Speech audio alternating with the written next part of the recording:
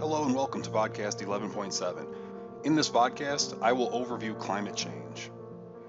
The first thing we have to realize is that carbon dioxide levels in our atmosphere are rising. That evidence is right in front of you on this slide, and it's pretty much indisputable. In fact, our current CO2 levels are 30% higher than the highest levels that we've ever had over the past 800,000 years. Now, some people will debate the extent to which humans have impacted climate change. But there's no doubt that industrialization and the Industrial Revolution have had a major impact on our atmosphere. As I'll overview on the next slide, the burning of fossil fuels is our most prominent means of adding CO2 to our atmosphere. Another way that we increase carbon dioxide levels is by deforestation. You can almost imagine trees as breathing in carbon dioxide and then breathing out oxygen. But as we cut huge quantities of trees down, there's less vegetation capable of breathing in that carbon dioxide and removing it from our atmosphere.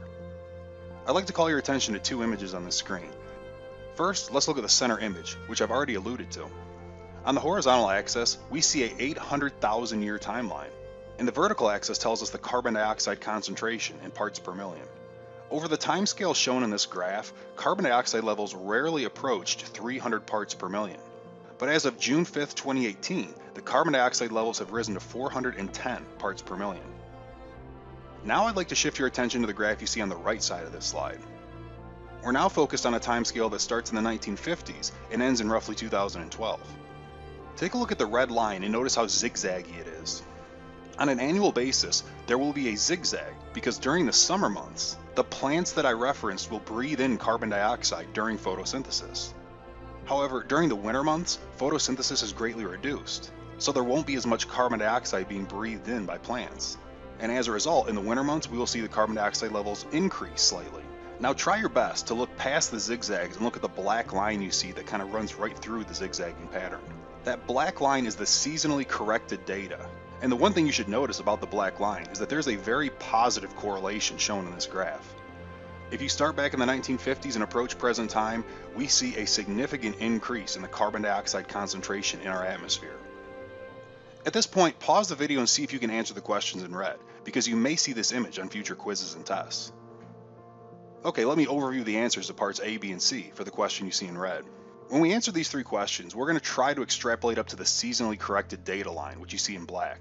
If you go to 1960 and extrapolate up to that black line, I think a good answer for the concentration of carbon dioxide in the atmosphere would be about 316 parts per million, or something close to that.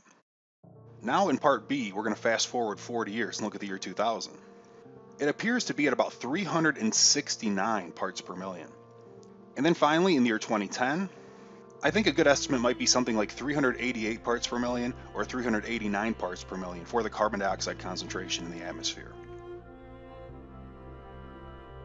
There really isn't much shown on this slide, but that blurb in red is extremely important. A question you might ask is, how do humans contribute to climate change? Well, the burning of coal and fossil fuels is the most prominent means by which we add carbon dioxide to the atmosphere. Even despite all of the incredible advances we've had in science and renewable energies, we are still heavily reliant on fossil fuels.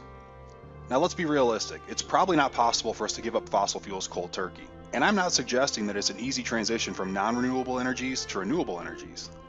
But if we ever want to get serious about addressing the increasing concentration of carbon dioxide in our atmosphere, we have to be willing to look in the mirror and realize that when we rely on coal and fossil fuels, we're not helping the situation. What should we expect from human-induced climate change? In other words, what will be some of the consequences of rising carbon dioxide concentrations in our atmosphere? Well, the first thing that we should consider, and it's already happening, is a rise in sea level. As polar ice caps melt, they're adding water to the ocean, but remember, as water warms, it expands, so you can almost imagine the ocean as kind of swelling as it heats up. Another thing you might see is shifts in large storm paths. More specifically, you could see changes in worldwide precipitation distribution. As an example, fertile farm regions might experience significant droughts.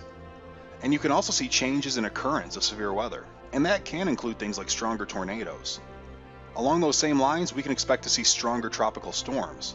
And the 2017 hurricane season was great evidence that this is already happening.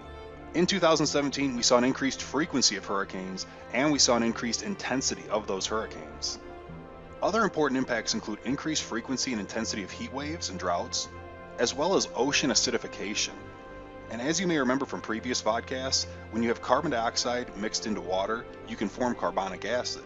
Well, as the pH of the ocean drops, we can expect to see ecosystem disturbances as well as the bleaching of coral reefs. Now, I'd like to call your attention to the graph shown on the right side of this slide. As shown in this graph, global temperatures have risen over the past 120-ish years. But the real question is, if we want to extrapolate about 100 years into the future, how much warmer will it be than it is now? Some of the projections are more conservative, and some of the projections are a lot more aggressive in terms of the amount of carbon dioxide we're going to continue to add to the atmosphere. The worst case scenario is the one that you see shaded in red. If that's the path that we take over the coming decades, we very well might reach a point of no return if we haven't already reached that point. This last slide is an overview of the greenhouse effect. And in a nutshell, this is how carbon dioxide and other greenhouse gases impact Earth's atmosphere. The greenhouse effect is the storage of heat in the lower layer of the atmosphere due to certain gases absorbing heat. As examples, both methane gas and carbon dioxide gas are very good at absorbing heat energy. I'd like to call your attention to the three images shown on this slide. To start with, let's take a look at the moon, because the moon does not have an atmosphere, so the greenhouse effect very obviously will be non-existent on the moon. Now what happens is, incoming solar radiation, which is shortwave solar radiation, will strike the moon's surface, and it will be either reflected back into space, or it will be absorbed and then re-radiated as long-wave radiation. And one of the primary forms of long-wave radiation is infrared radiation, or IR. Now let's focus our attention to the center image, which shows our planet Earth. Just as before, the incoming solar radiation will be shortwave solar radiation. And what I mean when I say shortwave radiation is that it'll primarily be visible light and ultraviolet light, both of which are classified as shortwave radiation.